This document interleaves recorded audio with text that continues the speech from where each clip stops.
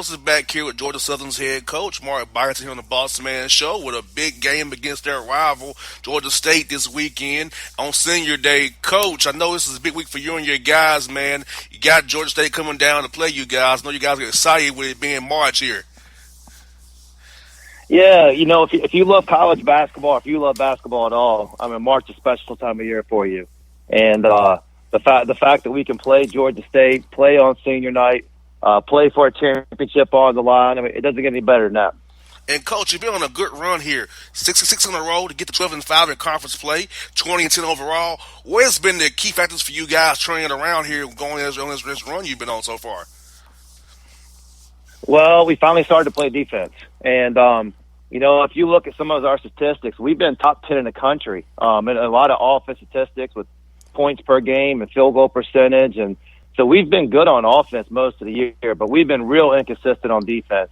And the last 6 games, almost kind of starting since we were last playing in Atlanta against Georgia State, we started playing much better defense, and, and the wins started taking care of themselves. Now, Coach, was it a scheme change or a player change? What kind of spark did this defensive commitment your team has went to now?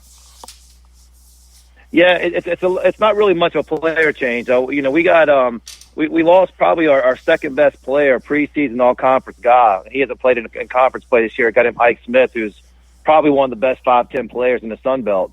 And so we had to deal with that early on of not having him, some rotation things, and figuring out who's going to play at what spots and some roles. But since then, it's been more of a commitment to defense. We're pressuring a little bit more, doing some things in the half court and full court that have been able to turn some teams over. But the main thing, really, I mean, it's just more of a commitment. I mean, the guys have understood that we're going to score points, and we can't try to win games in the 80s, so we got to try to get the stop. You got there right, Coach, because this time of year, defense travels this time of year in March here, and if your shot's not there, if you can defend and stop the other guys, you have a chance to win still if your shot's not there. Yeah, it's funny. We played Georgia State in the Sun Belt Championship my first year in the league, and the score was 38-36. Not at halftime. That was the final score. So both teams brought their defense that day, but not offense, but the defense gave us both of us a chance to win. Now, Coach, I feel the non-conference skills you guys played really toughen you guys up. Some tough losses there, some adversity. I feel like those lessons that you learned back in November, December are helping you guys here in February and March. Yeah, you're exactly right. The strength of schedule for RPI is top 25 in the country, and it wasn't really by choice. It kind of just happened. Not a lot of teams wanted to play against Tukey Brown and Ike Smith and Monte Glenn. So the only teams that we could find to play us were all really good teams. And so next thing you know, you're going to Central Florida, who's in the top 25 right now. You're going to play at Dayton, who's one of the best college basketball environments in the country, and Arizona and Radford and some places like that. And even our home games, East Tennessee State's really good. We played Bradley at home, George Mason at home. So we didn't have any easy wins or easy games at all. So it did make us tougher. But to be truthful, it wasn't by choice. We just couldn't find anybody else to play us.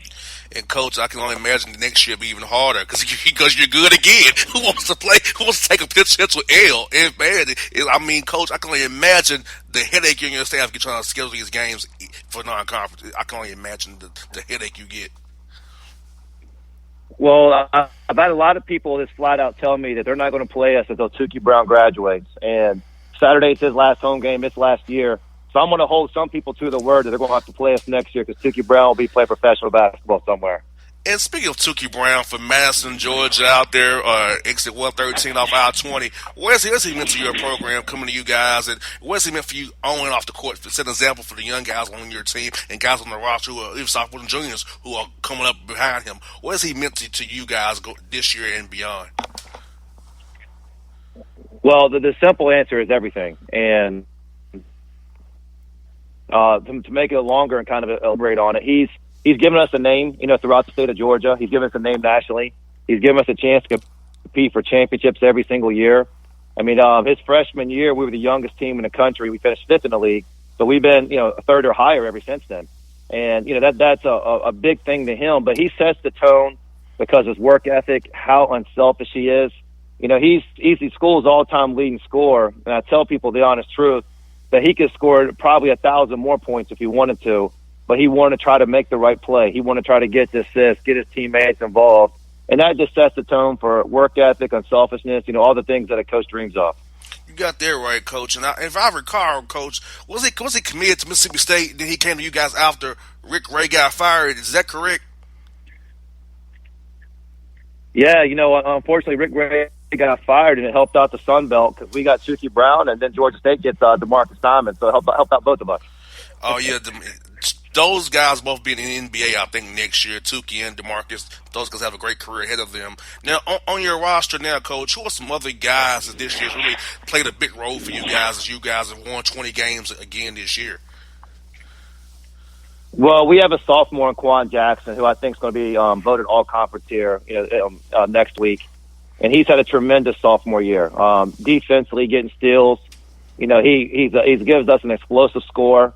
We have a new player to our program, Isaiah Crawley, who's played very good in his first year. And then Monte Glenn, he's a senior as well from Carrollton, Georgia. And, he's as valuable as anybody we have on the team. Sometimes his statistics don't kind of, blow up on the page and people don't see him. But he does so much for us on the court, and extremely valuable, all the little things that he does with leadership and making plays for us.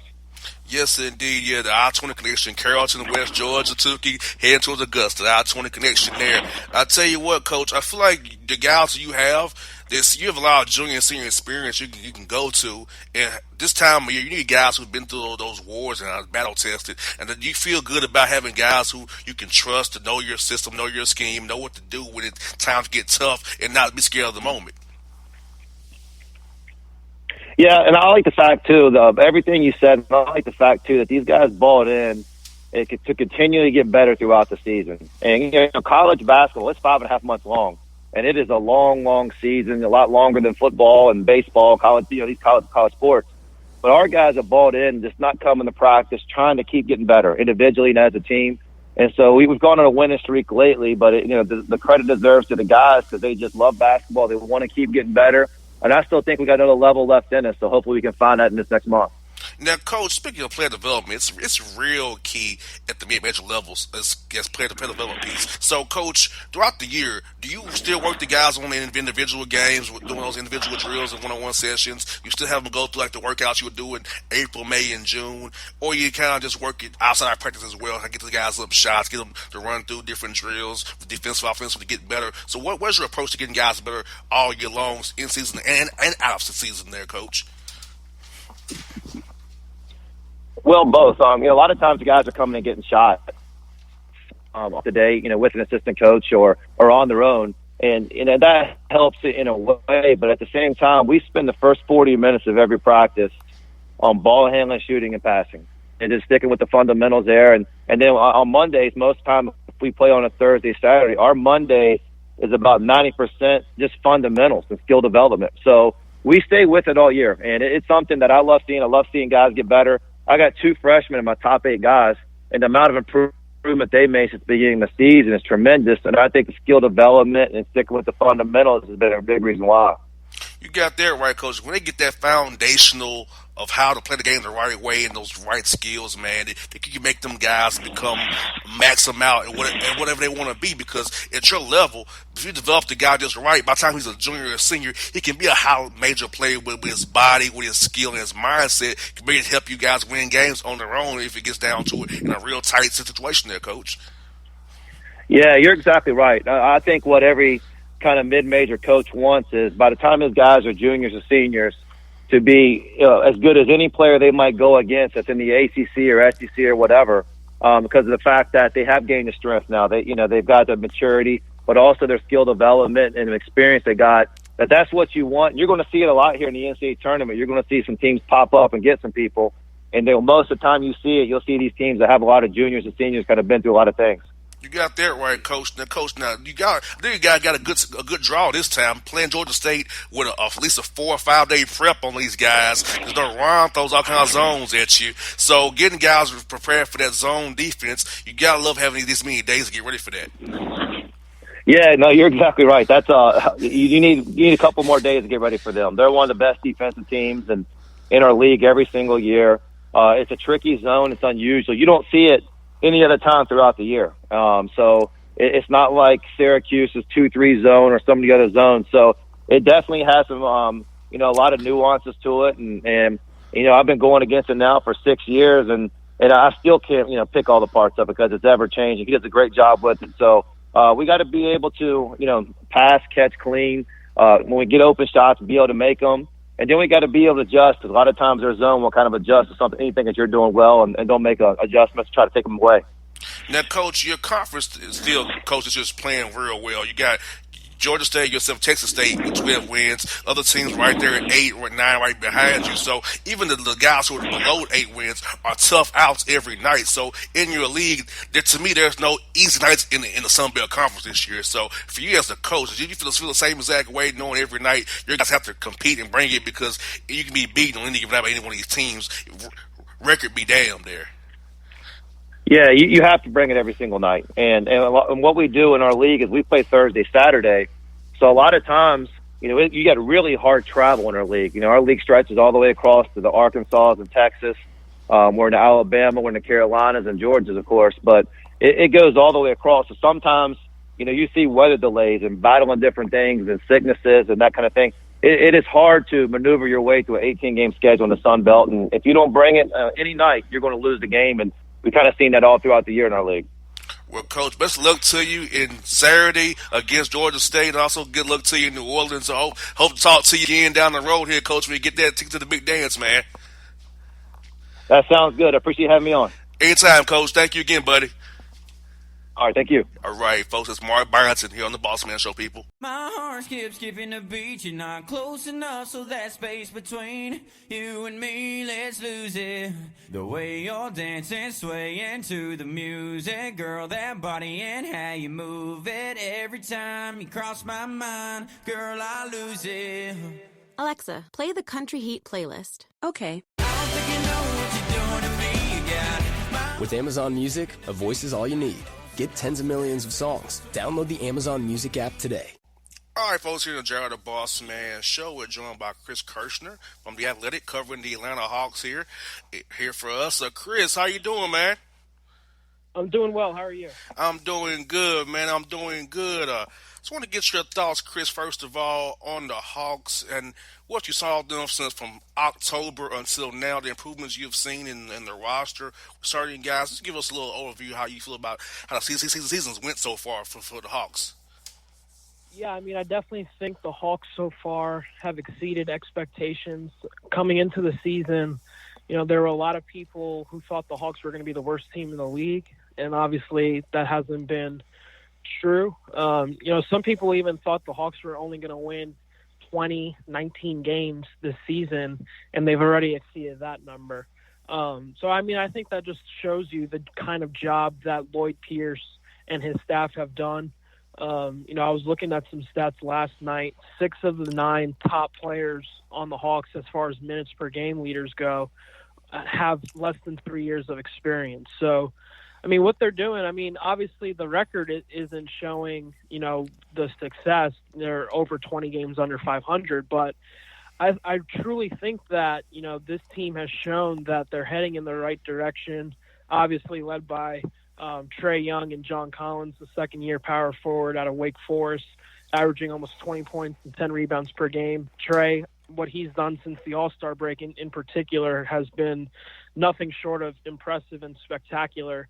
He's probably second right now as far as Rookie of the Year race goes, trailing Luka Doncic from the Dallas Mavericks. But, I mean, I don't think there's really anything bad you can say about what Trae has done. I know some fans and, obviously a lot of national media has criticized the Hawks' decision to trade Doncic for Trae Young and Dallas's first-round pick this upcoming draft. But, I mean, I truly think that, I don't think it's fair to judge that trade just yet, just because, Trae has shown that, he's very capable of leading a team.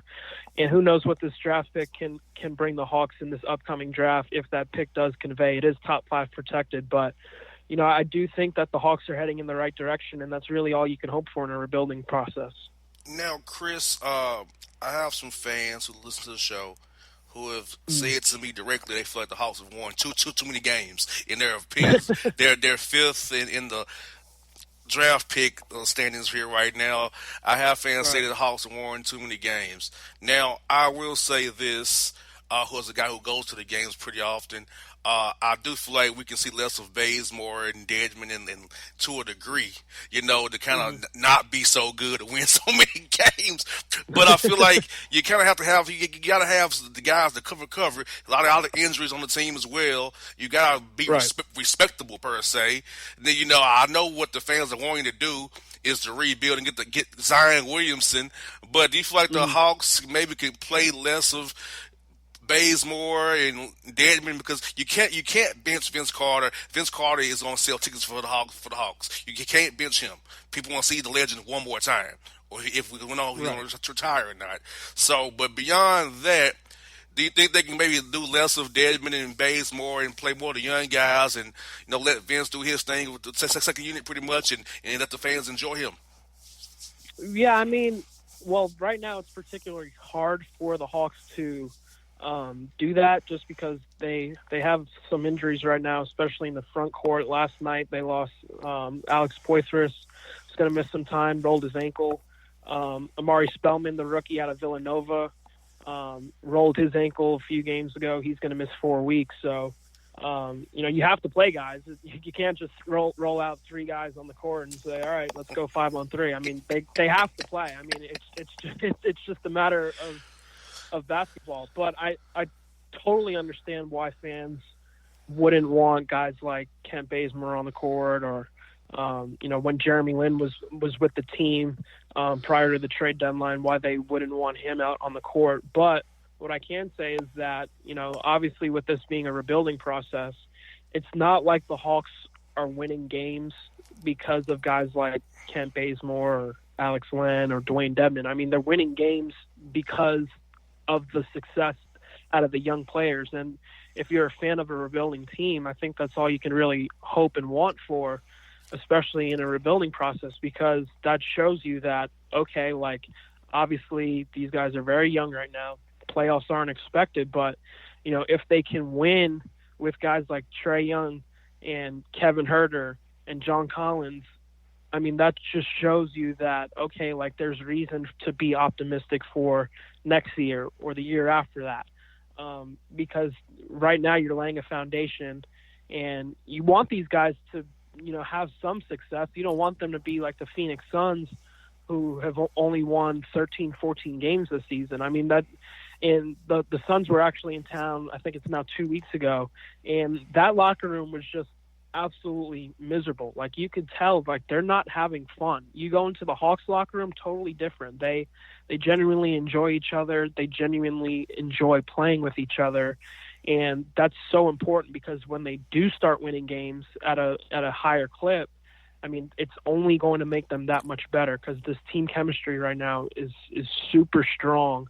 And for a team who's only won just over 20 games, I mean, that shows you the promise that this team has. So what I would say for the fans who are hoping to, the Hawks lose more games, last night's game against the Spurs was one of 12 games to end the season, 12 of 17 games to end the season against current playoff teams. So, I mean, I expect the Hawks to lose more games. So it's not like they're going to be on this incredible winning streak, beating teams like the Bucks twice. They have them twice to end the season. They have Philadelphia to end the season twice.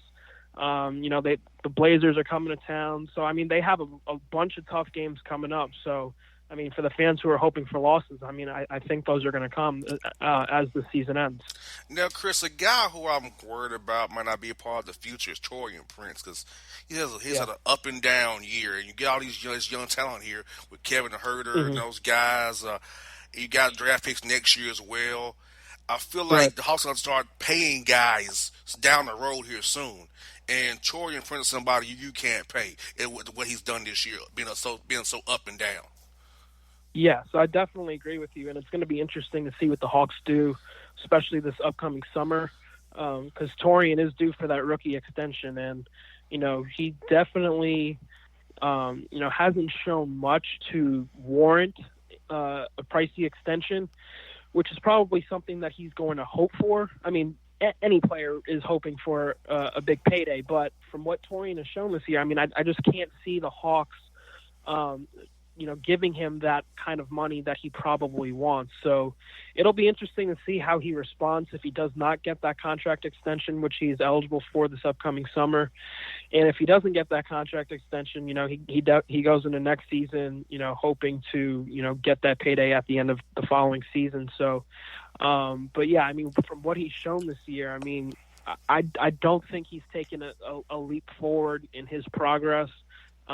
Defense has been a huge question this year, and it's surprising too because heading into this season there were so many expectations of what Torian can do for this team. Torian was expected to be one of the stars of this team, and he just hasn't really shown that side of his game all that much this year. I mean, he's definitely had some games where you see like, okay, like this is the Torian that they expect night in, night out, but we just haven't seen that. So yeah, it's hard to say where he fits into the Hawks' future plans. I mean, from talking to people inside the organization, it seems like it's hot and cold. There's some nights where they're like, Torian, he's one of the better catch and shoot 3-point players in the league. The potential for being a lockdown defender is there.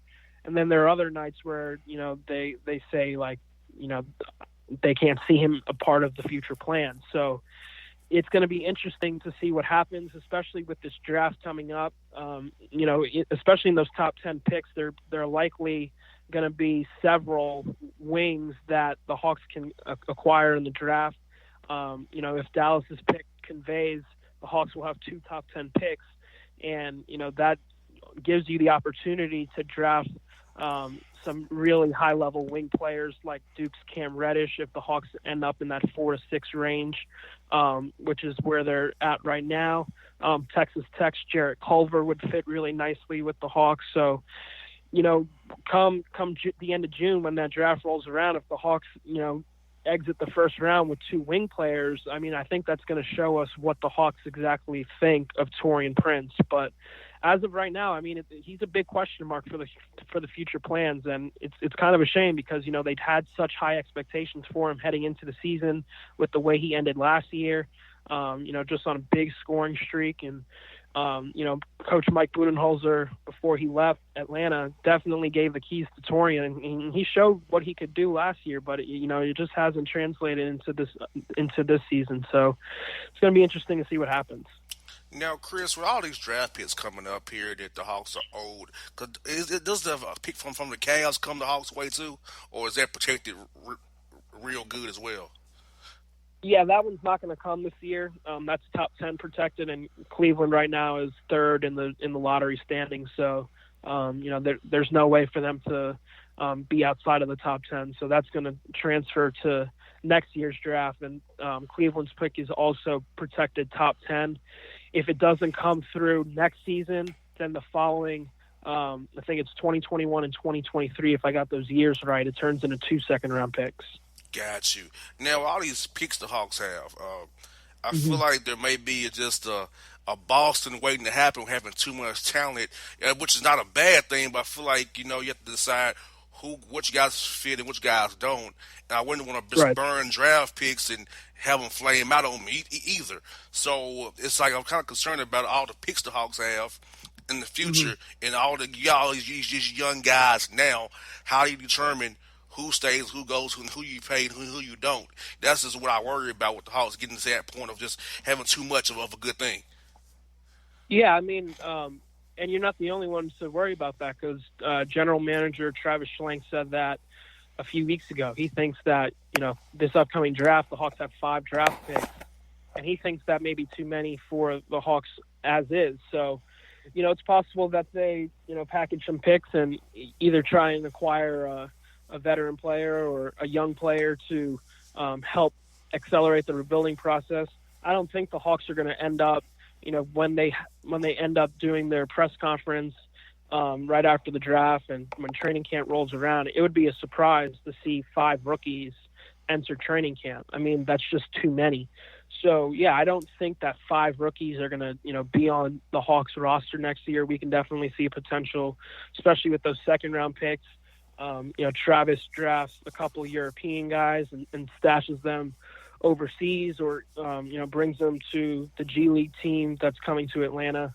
So yeah, I mean, there's definitely concern that there's too much young talent, because sometimes when you have too much young talent, as you mentioned, the Boston Celtics, it's too much, and it's an influx of egos and personalities, guys wanting the ball. So yeah, you don't want that situation, and it's something that, especially with this past trade deadline, Travis Schlenk didn't want to acquire draft picks for this upcoming draft because they already had 5 draft picks, which is too many. So he was hoping to acquire future assets. That didn't happen because teams didn't want to part ways with what the Hawks were offering in return. So yeah, I mean, there's definitely some, I guess, I wouldn't call it concern, because what the Hawks are doing right now, you want to have as many chances to get a star player as possible, and the best way to do that right now in a young rebuilding process is through the draft. So I wouldn't necessarily look at it as a negative, but they definitely have to find a way to balance the young guys that are coming into this upcoming team this upcoming year, as far as balancing it out with the guys that are currently on the team, because like you mentioned, they have to figure out who's going to be a part of this rebuilding process and who's not. I think we'll get more clarity on that as the season ends. Yes, then with Chris, I thank you for your time today, man, and I will see you at the arena Saturday and Sunday, because I will be coming to those games. So hope to catch up with you back there in the media room, and locker room or something. We'll catch up one way or another, brother. Thank you again for your time today. For sure. Thanks, man. All right, folks, it's Chris Kirster here on the Bossman Show from The Athletic, covering your Atlanta Hawks. It's maybe the night that my dreams might let me know. All the stars are closer. All the stars are closer. Tell me what you gonna do to me. Confrontation ain't nothing new to me. You could bring a bullet, bring a sword, bring a morgue, but you can't bring the truth to me. Alexa, play Kendrick Lamar and SZA. Okay. Maybe the night that my dreams might let me know.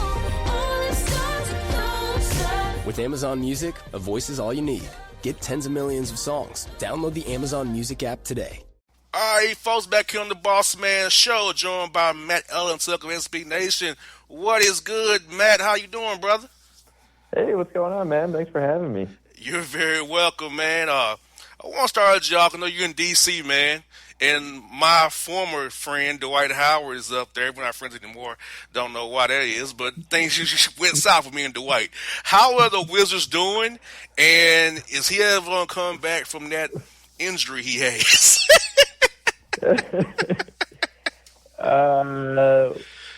Wizards, they're certainly something, man.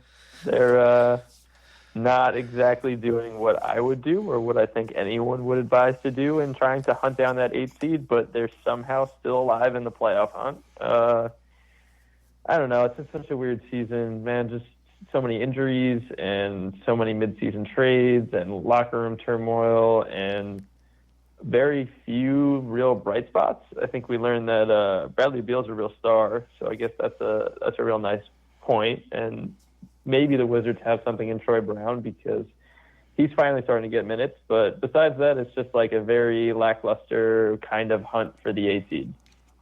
So the Wizards are pretty much stuck in NBA purgatory in the middle of nowhere, pretty much. And with John Wall out for another year, pretty much same thing next year, too. Yep, that's it. Now, you trade Otto Porter away. We trades, you trade away Markieff Morris. Wall is out. The Wizards, I know Leon said he would never tank, but come on, man. You got to you're stuck in purgatory. You're not going anywhere. Use that Beal asset to make do what the Hawks are doing, rebuild, start over again while John Wall's out, and build around Wall. Hopefully he comes back to some halfway near what he was. But just sticking with what you got, you're going to be losing fans, and people will be like, oh, is this the Wizards doing what the Wizards do, which is nothing. Yeah, I mean, I'm with you. I would have traded Beal at the deadline. I guess, we're people on the outside who don't have to look at the business metrics of it and worry about making money. But from a pure basketball standpoint, hell yeah, I would have tore that place down. I mean, there's no need for guys like Trevor Ariza and Jeff Green who are in their 30s and, are more interested in actually maybe winning games than hunting for a lower seed. Like, dish those guys off. Let's play Thomas Bryant some more. Let's play Troy Brown some more. Let's play Sam Decker some more. That would be my goal. But then again, I'm not a multi-millionaire owner, so maybe I'm doing it wrong.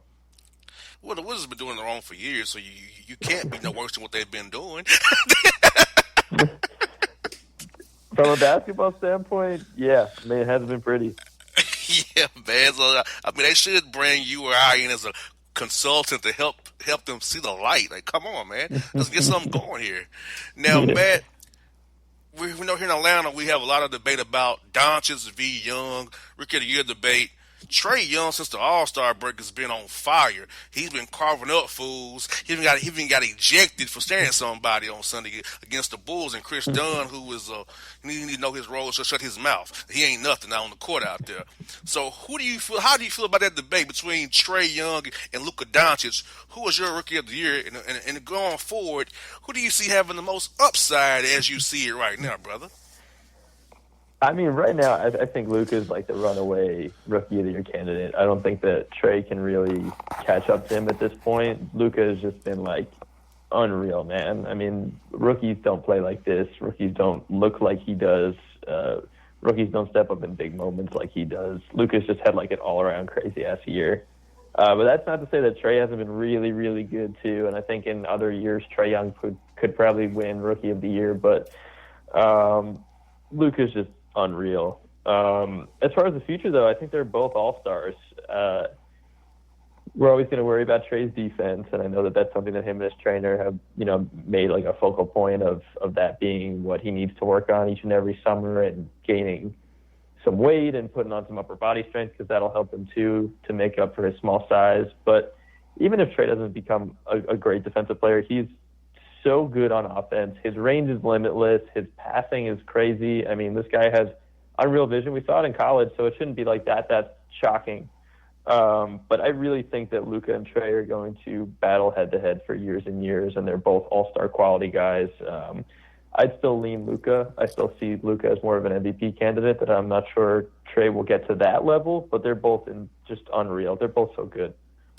Now, Matt, what is your prognosis on the Hawks? How many years away do you think they are? I tell people they're 2 years away from contending. Some people say 3. How do you feel about that? I mean, that's always going to be a matter of like how they can play the free agent market and how they can market Trae Young as being a guy that other guys should want to come to Atlanta to play around. But they have some great pieces. I mean, even besides Trae, I'm a huge fan of Kevin Huerter. I've watched him play at Maryland. That's where I went to school. He's a real piece that helps you rebuild quicker. I know Amari Spellman hasn't been great, but I still think he's going to be a piece also. I mean, Taurean Prince is a piece. It's a matter of if they can lure star power, and I'm not sure how many years Trae Young has to be really good before another star says, hey, I want to play with Trae. It's also going to, I guess, depend on what draft picks they come away with, right? If they come out with Zion in June, that flips the whole script too. So we'll see. I think it's a matter of waiting, but they are definitely, I think, ahead of schedule. I didn't think they were going to be this good this soon, even though they're bad, if that makes sense. Unfortunately, we won too many games. I've seen too much of Kent Bazemore, Dwayne Dedman, and Alex Lynn for my liking. So I'm with you on that. 100. I can feel you as a person who's watched Washington play older guys instead of their younger guys. I get you. Yeah, I've seen too much of those guys. Hopefully, playing 12 teams in the playoff hunt with winning records next 17 games will help the Hawks be worse and maybe seal a top 5 pick. Hopefully. I think so. I think you're good, but damn. I know, right? Now, another team who's might need to turn into tank mode, the LA Lakers. This whole team is went straight to hell, Matt, because you got young guys with ego trying to prove themselves. LeBron James comes in with his aura and his ego and his passive-aggressive ways. He likes to attack people. Then you got guys like Rondo, McGee, and Lance Stevenson on one-year prove-it deals. So this team was bound to combust. So I'm not shocked this team went straight to hell in the tank for us this season. I know there was in the West when LeBron was healthy, but come on, we know they wasn't really that good. It was just LeBron James being at full strength. And this is what I also see here, Matt. Losing Lonzo Ball was more critical than they thought it was, because without Lonzo Ball, they're now 5-14 without him since he got hurt in Houston. So that tells me LeVar, in his weird way, maybe on to something with the Lakers there with his son Lonzo Ball. But yeah, I mean, Lonzo's great. I think Lonzo is an all-star caliber player too. He's a terrific defender, and he's obviously an upgrade over Rondo. I mean, no offense to him, but he isn't it anymore. Yeah, I mean, the Lakers, to me, I agree with you. I think we all kind of knew this over the summer, that this team was just very, very poorly constructed. We're all aware at this point that you need to surround LeBron with shooters, and they somehow managed to come away an entire summer without a real reliable shooter. So, yeah, I mean, they faltered. Then LeBron got hurt for a long stretch of time, and Lonzo got hurt a couple of times. Ingram got hurt. So it isn't surprising that they're out of the playoff hunt. Obviously, it just became a total disaster around trade deadline time when everything got out about what the Lakers' plans were to basically trade half their freaking team for Anthony Davis, and that's sort of a thing you have to keep under really tight wraps unless it actually happens. And then we saw, the downward spiral from that, and the frustration from the kids, the frustration from the vets, the frustration from LeBron. So, yeah, I mean, I think this Lakers season has been an all-out, disaster for the most part. I mean, luckily everyone isn't too injured and they'll be fine for the next year, but they really have to hit a home run this summer in some sort of a way, and maybe they can find a way to salvage that Anthony Davis deal, or else they've kind of broken the trust from Kuzma, Ingram, and Hart and all of those guys who are essential to the core of the team if LeBron ages out. You got that right. Now, Matt, are you shocked at the quiet buyout market we had this year? It really shocked me how quiet it's been on the buyout. Usually each year the buyout market is really kind of like the thing, but this year it's kind of like it came and it went so fast with nothing other than Cantor, Wes Matthews, and a few other guys. Yeah, I mean, a couple of guys, right? Yeah, Cantor's one, Markieff Morris to Oklahoma, Pau Gasol to Milwaukee. A couple of guys found, and now Bogut, I guess you want to consider him like a buyout market type of guy. But, yeah, I mean, I think there's just so few contenders that, I don't think that many teams actually think they have a shot in this. Maybe it's Golden State, Oklahoma City, Toronto, Milwaukee as like the real threats. But I think at least this is probably going to be an easier Golden State win, just like it has been in the past. It's more of next year when maybe Golden State breaks apart in some way, KD leaves, Clay leaves, whoever it might be, that teams are more open and guys are more open to join another stacked team to try to win a title. But I think when you have a starting five like Golden State does, it kind of hurts your interest in forming a super team somewhere else. Matt, I was talking about this on another show today here on our station about I feel like DeMarcus Cousins is going to be a guy that he played based on matchups because he cannot not defend the pick and roll to save his life. I know he's a great offensive player, but he's slow on defense, and Golden State can't switch with him on the court. They have to actually play real team defense with him on the court. So that's just for those guys, and I feel like he'll be a liability in the sense of you play a James Harden or Russell Westbrook, you're going to put him in pick and rolls every time. You can't really play him unless you have Adams on the court or Nene or some or Capella. If you got Faria there for Houston, he's screwed. So how do you feel about the Warriors having kind of played Boogie in certain spurts to make him be the most successful as possible when he come back off the Achilles injury he has, and his been a big guy who's not very fast to defend those pick and rolls with Westbrook and Harden there? Yeah, I mean, that's an interesting point too. I think a lot of it's going to come down to however willing DeMarcus Cousins is to be honest with himself about where he stands athletically, because he's obviously been pretty good even after an Achilles injury, which is a crazy serious injury. But you're right, he can't really defend a pick and roll that well. He can't jump out to the 3-point line and guard, and that's going to become a problem when they play first of all, like a rim runner like Kenneth Faried, but also if they wind up playing Milwaukee in the finals. I mean, guarding Brook Lopez is going to be a nuisance for DeMarcus. It's a matter of if DeMarcus is going to be willing to understand that a matchup doesn't make sense for him and is willing to take a minutes cut. But we've never seen Cousins in the playoffs, so we've never seen this side of him. We've never seen the championship run side of DeMarcus Cousins. So let's see if he is actually in it for rings or if he's in it for, just proving himself to make a contract. It's probably some combination of both, but his attitude on whether or not he plays in certain spots is probably going to dictate how much drama comes out of this Golden State team in the final rounds of the playoffs. Yes, indeed. Well, Matt, great job, my brother. I'll have you on again in the playoff time real soon, my man. Stay warm in D.C., brother. If you want to get warm, throw out here in Atlanta, brother. Come on down to Atlanta and throw out a little bit, brother. Come on down. Love to have you. Oh, man. Man, I'm going to have to start running down to Atlanta. Too cold up here, man. But thanks so much for having me. No doubt. That's Matt Ellentuck on the Bossman Show. People from SB Nation. Check him out on Twitter. His work is real good, brothers. Check him out, people. Till the tears run down from my eyes, Lord, somebody, ooh, somebody, can anybody find me somebody to love? Alexa, play hits from Queen. Okay. Somebody to love. Somebody. With Amazon Music, a voice is all you need. Get tens of millions of songs. Download the Amazon Music app today. All right, folks, back in the Bossman Show. Time for my man, J.C. Smith, live from the barbershop. He is getting that line right for clicks tonight. What is good, bro? Yeah. What's going on, boss, man? As we speak, man, get fresh, man, for the night. You know how it goes. No doubt, but, bro, we started you off with the R. Kelly interview. Bro, what was your thoughts on my man's outburst with Gayle King on CBS this morning, and then the memes on the internet with them putting Trap in the Closet theme his interview with Gayle King? What were your thoughts on that internet sensation that R. Kelly gave us this past Wednesday?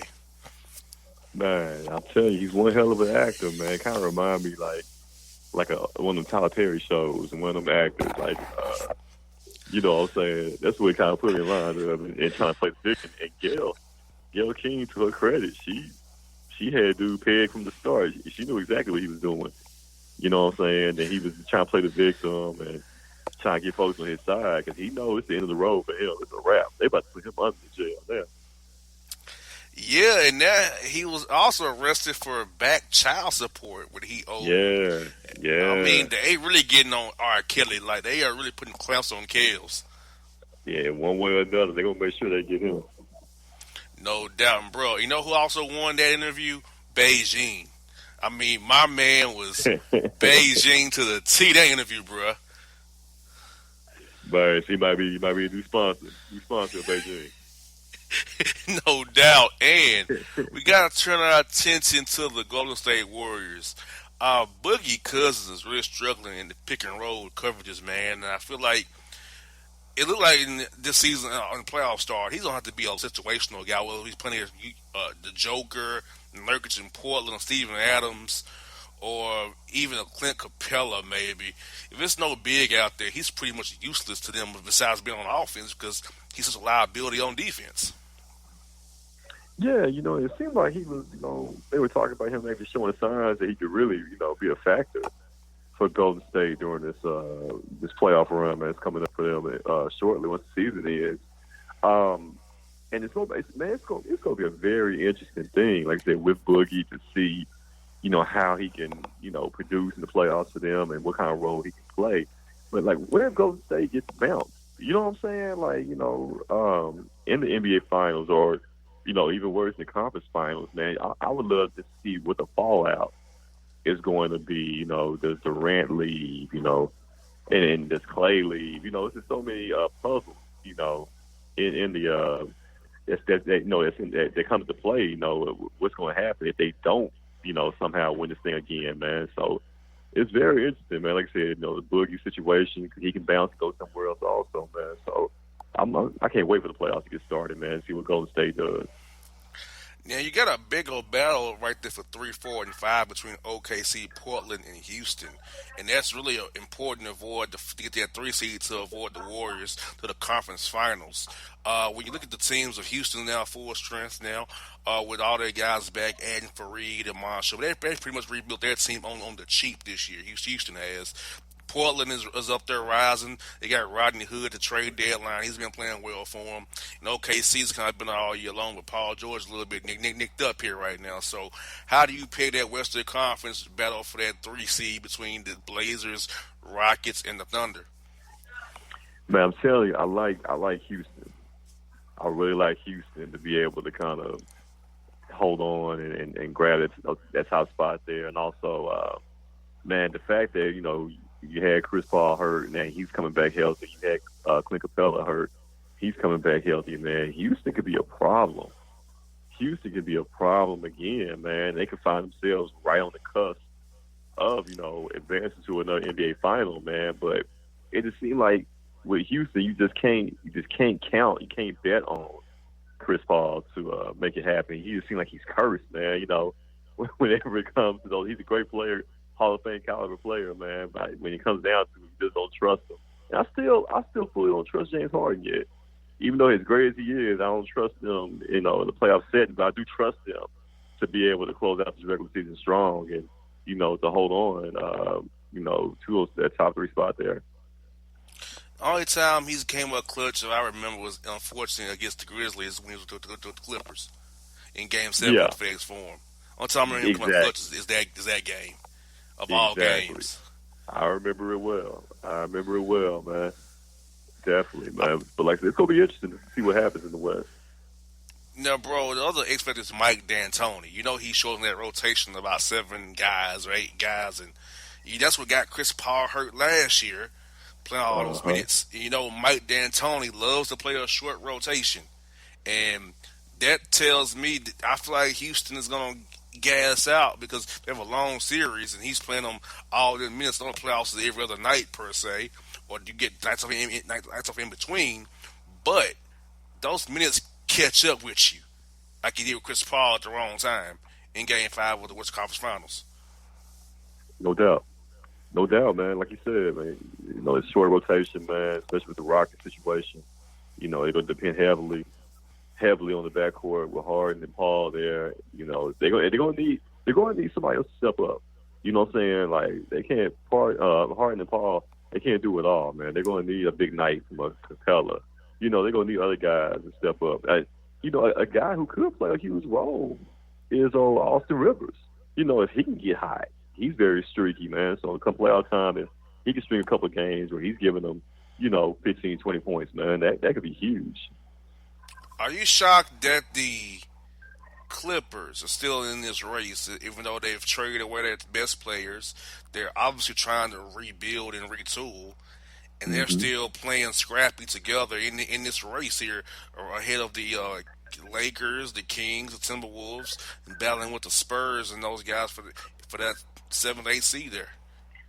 You know what? I'm not surprised, man. And Boss, you could probably attest to this also, man. With you growing up, in Orlando, Doc Rivers, before he went to Boston and had the big 3 and everything, with KG. Bray Allen and Paul Pierce, those Orlando teams back in the day used to play hard. Man, they didn't have a lot of talent, but he somehow was able to get the most out of those teams. And I remember that one year Orlando was threatening to make the playoffs, and I think they finished right at 500. He got Coach of the Year, just for that effort. Nobody thought that Orlando team would be able to muster that type of record, to even hover above 500, man. So I'm not surprised. And even before the big 3, he had those Boston teams playing hard as well, man. It's just something about playing for Doc Rivers, man. He gets the most out of his players. He makes the most of the talent that he has, man. Those guys, they play well as a unit. And, when you got dogs like Patrick Beverly on your team, man, when you got guys like leaders like that out there, man, you're going to the other players just feed off of that energy, man. And Montrezl Harrell, man, he's another guy that's high energy, high motor guys, man. So you play with guys like that, you coach guys like that. It just kind of it feeds down to the rest of the team, man. I think that's why you see the Clippers having the success that they're having this year. And I wouldn't be surprised, if they do hold on to the playoff spot. I wouldn't be surprised if they make noise in the playoffs. I'm not saying they're going to win a playoff series, but I can see them extending a first-round series to maybe 6-7 games or something. Yes, and they're doing that team with Chucky Atkins, Darryl Armstrong, Ben Wallace, unfortunately. Yeah. In the Grant Hill signing trade, we traded There away Chucky Atkins and Ben Wallace to the Pistons, which helped make the Pistons run great those few years. There was Detroit basketball. And we tried to form a super team in Orlando with Tim Duncan. He rebuffed to stay with the Spurs, Tracy McGrady, and Grant Hill. I think we got Tim Duncan and T-Mac. We still would have done something back in the day, but Grant Hill was still busted up. But if you got all three of them and Grant Hill fizzled out, we still would have been good. If we just had Duncan and McGrady. It was a great chance. There was a possibility there. It could have happened, yeah. Yes, indeed. Now, bro, the AAF is in Memphis playing at the Liberty Bowl. Ain't many fans coming out to see those guys, man. What's been the problem with drawing fans to watch the AAF team out there in Memphis? Man, I think it's the fact, Mike Singletary is not the world's greatest coach or anything like that. He's a nice guy, positive guy, whereas the head coach, I like Mike Singletary more as a coordinator per se, more so than a head coach, because he's all defense and that's it. But he did make the right switch by going with Bettenberger over Hackenberg. Man, you talk about two of the lesser quarterbacks to have, but Bettenberger is the better quarterback, man. He's not much better, but he's slightly better than Hackenberg, man. So I'm glad they made that switch, and by doing that, they were able to get the first win, of the season there, man. But yeah, I mean, I think it's going to be successful. I really do. I think it's something that I think eventually is going to become like the NFL's version of the minor league. So it's a great possibility that can happen. Now, I think Jason Witten did us all a favor by going back to the Cowboys because, Lord, his commentary was brutal. I think he did us all a favor. And I wonder is he going to take his hairpiece with him to the Cowboys when he goes back to play for them because ESPN was stuck. We were stuck. He wasn't Tony Romo. He messed up things, and he also showed his political leanings too. When he said Congress, they getting all left wing with it, so he told us where he stands. So it's like, time for you to go, Jason Witten. So what are your thoughts on Witten in the booth and that 1 year experiment gone bad, and now he's back with the Cowboys? Man, they give anybody a job up at ESPN, man. But all you gotta do is play for the Cowboys. But like I said, he was not Romo. By no means, man. Witten tried. You can tell he gave it great effort, but it just wasn't him. You know what I'm saying? That wasn't meant for him to be a post, NFL commentator after his career, or whatever. And like you said, he still had longing, still wanted to, still had fire to compete. And that doesn't go away. So not my thing is at this point how much does he have left in the tank to help us? To help the Cowboys going forward, because he was the most athletic guy in the world before he left. He was able to get it done, man. So a year off, did that make him a little bit slower, or, it's gonna be interesting to see, man. And because I thought the young guys were coming along at tight end, like the Blake Jarwins of the world. I thought he was developing nicely. I thought Dalton Schultz showed some signs also, man. So if he can come in and help those young guys and help them develop, and he can still give us something, on the field, then I'm all for it, man. But I don't want him coming back. Also, I don't want him coming back to be a hindrance to the young players' development, young tight ends at least.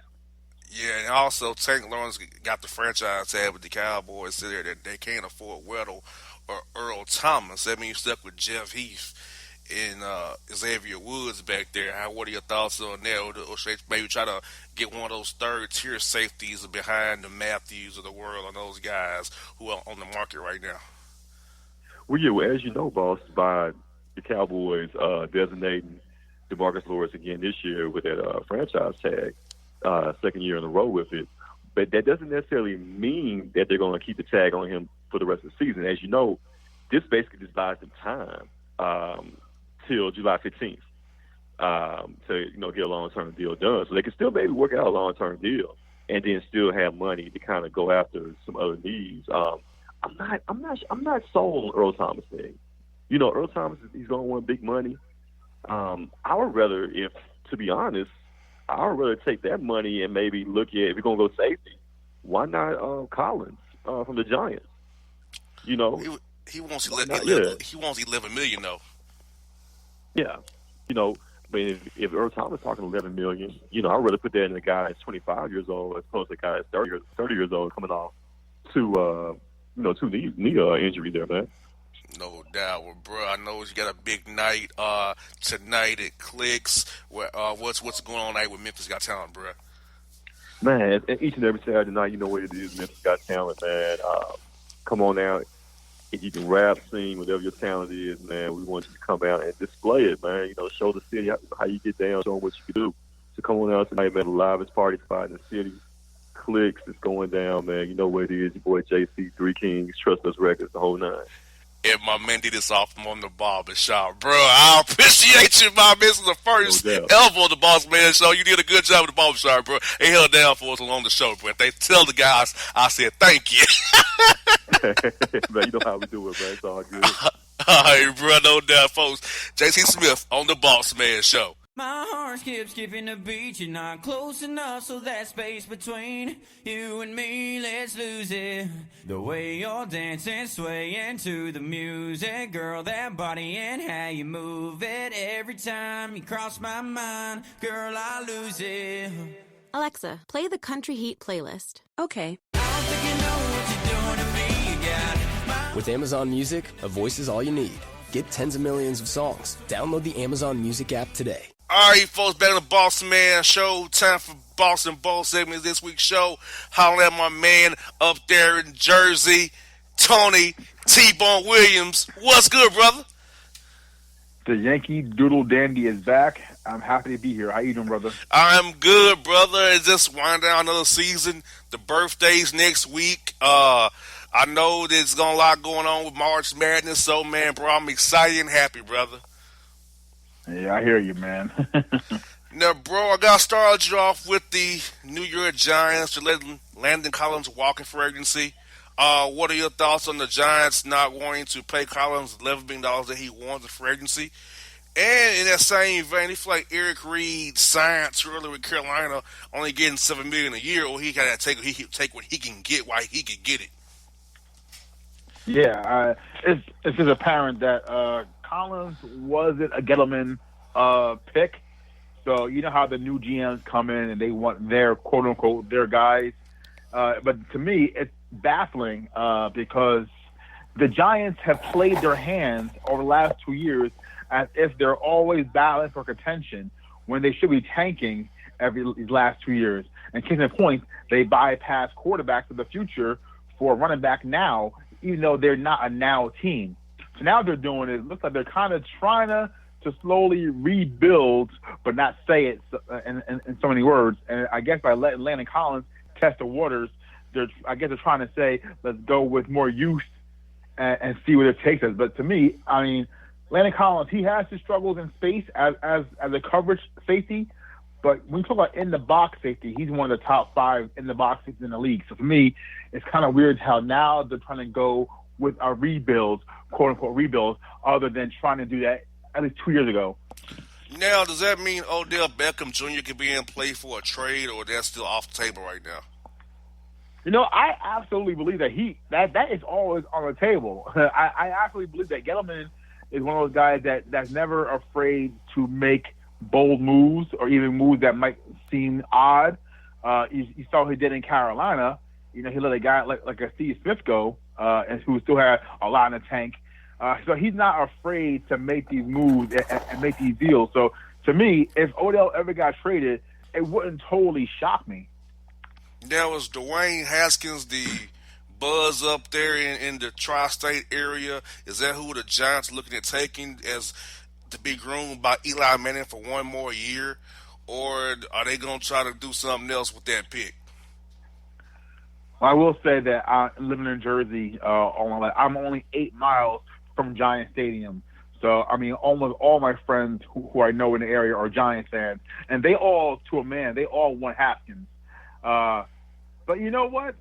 Stranger things have happened in the draft. You know, Gettleman should have gotten a quarterback last year and took the best player on the board, Saquon, and it didn't help them get any wins.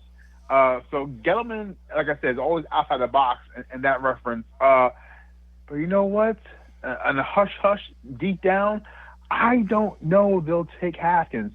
And I say that if you go by the Giants' history, they don't draft certain players at that position of certain ilk if you know what I mean. Yes. They don't. It took me long and hard to go back and think about when they had a draftable quarterback, a black quarterback that was sitting in their laps, and they didn't. And you know what? I can't think of any. I think they got Andre Woodson one year, who played at Kentucky, but that was like a 6th-round pick, I think. They had Geno Smith here, but he's never a draft pick. It's just funny. I'm not sure it's a coincidence or not, but it's just funny. The Giants really don't delve into the black quarterbacks. So I'm not trying to start any fire, but I'm just saying, if you go by the history of that franchise, they really don't do that kind of thing. So I don't know why. You got there right. I can't really recall a black quarterback with the New York Giants per se. I can't think of one. And the only one I can think of really is Ray Lewis. No, not Ray Lewis. I mean Ray Lucas at the Jets and Geno Smith with the Jets. I can think of any other minority quarterbacks like can put face to name with up there in the Jersey area, up there in Florham Park, New Jersey, or in East Rutherford, New Jersey, the Meadowlands. Yeah, there's just a few teams out there historically, for some reason or other, they don't go that route. They don't go that route with their quarterbacks or their coaches. So to me, I don't know. It's kind of a weird anomaly. I don't know. I'm not trying to start anything, Giant fans. I'm just saying that what I know in my tenure as a writer for the Giants, I covered for 10 years. I've lived here for 45 years, so I know the area, I know the team, and I've just never seen one really that was a draftable prospect for them. Now, Nick Foles, the Eagles will not tag him. He'll be allowed to walk in free agency. If I'm Nick Foles, I'm upset. There have been $25 billion guaranteed for 1 year. I will sign that contract and make him trade me. Word on street is he's going to Jacksonville.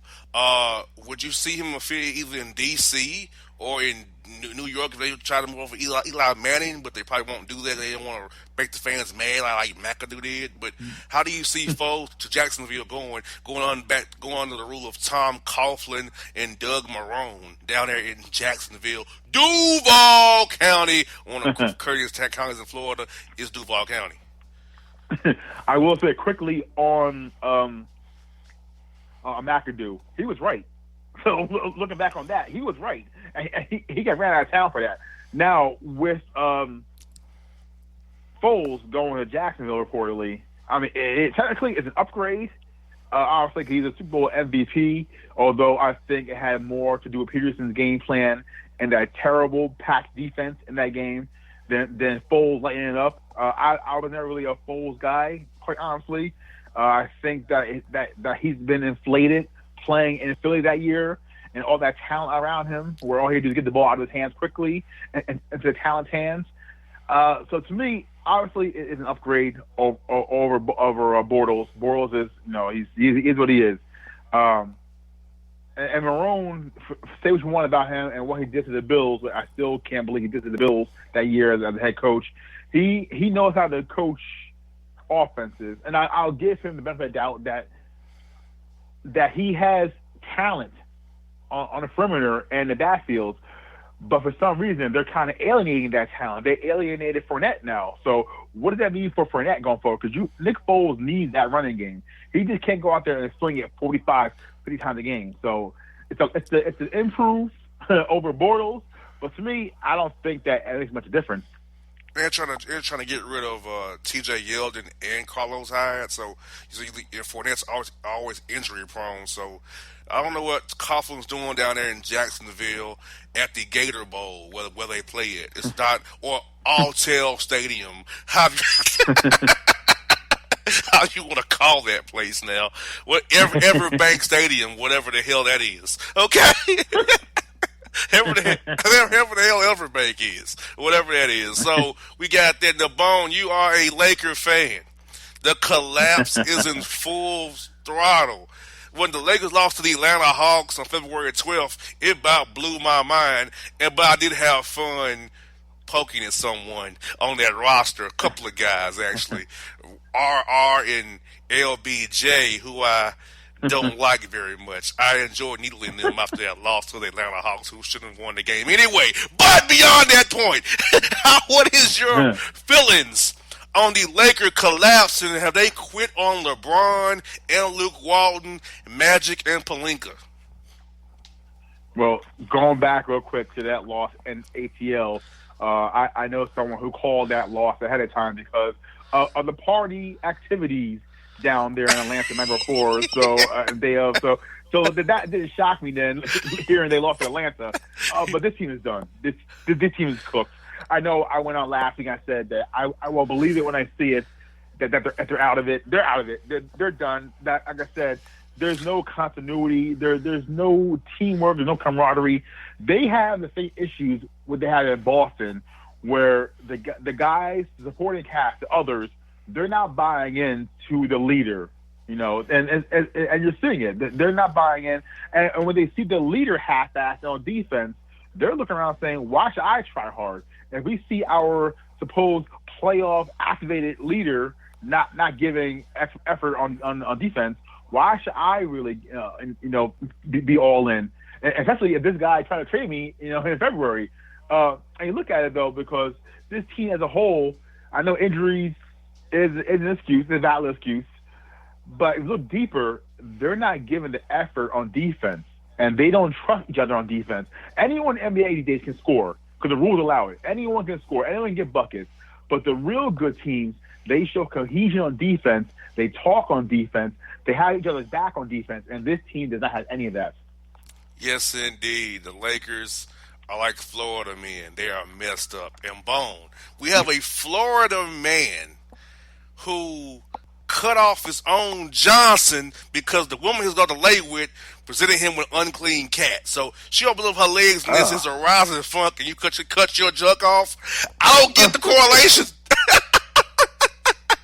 Yeah, that doesn't make sense. Look, we've always said this when we do Florida stuff. There's no reason to ever try to mutilate your own self, cut your own junk off to spite someone else. Because to say to the woman, you're dirty and funky, so I'm going to cut mine off. That makes no sense at all. I'm like, he told the doctor it was a natural reaction because he was scared of what could have got on his junk, so he cut it off. What? So in order to protect his junk, instead of using a latex or something to protect himself, or just walking out the door, he decided to just remove his member. Then that I'll never understand Florida dudes for that, man. I'm like, why would I hurt myself as a reaction to someone else's poor hygiene? Yeah, like I said, there's never a scenario where I'm going to cut off my own junk. Listen, I don't care if the scenario where I'm trapped in a cave somewhere and they say, you know what, either world peace, in order to get world peace, you must cut off your junk. Guess what? We're going to be a warring world. Because I ain't cutting my junk for any circumstance. Exactly. And the last one I got for you, Bone, is this. A Florida man was arrested trying to steal a hot water heater in which the hot water heater tumbled over him and broke his leg. He trying to steal it first? Yes. He trying to steal a full hot water heater with water in it. First of all, I didn't know y'all need hot water heaters down in Florida. I guess for showers, maybe. For showers. Okay, shower. Okay, shower. But you know what? It's not worth it. It really isn't. And now he has no hot shower. He has no walk. He has to limp around in jail with a broken leg now. He tried to steal his neighbor's hot water heater for his own, because his went out. His went out. The funny thing is, you know what? I'm not handy. I'm not big on the tools. I'm not Mr. Handyman. I know I'm not. But I know it takes a lot of work and effort to unhook the hot water heater. So what was his end game? Did he really think he could get away with it? Exactly. How about drain it first, maybe? They're heavy on the face of they're heavy. But how about you maybe drain it, then try to steal it, not with it filled up? Yeah, and the noise though, as far as the clinking and the clanking, like people have to hear this. Like he didn't think this all the way through. He did not, and now he's laid up in the Metro Orlando hospital with a broken leg, and with shackles around him, with a guard watching him the whole time, which he deserves for that pathetic idea. Stupid does. Yes, indeed. Well, folks, that is Bossman Bone. Gave you some sports in Florida, as you love us to do. Check us out at BossmanShow.com. Always Bossman Bone. We are out. Bossman.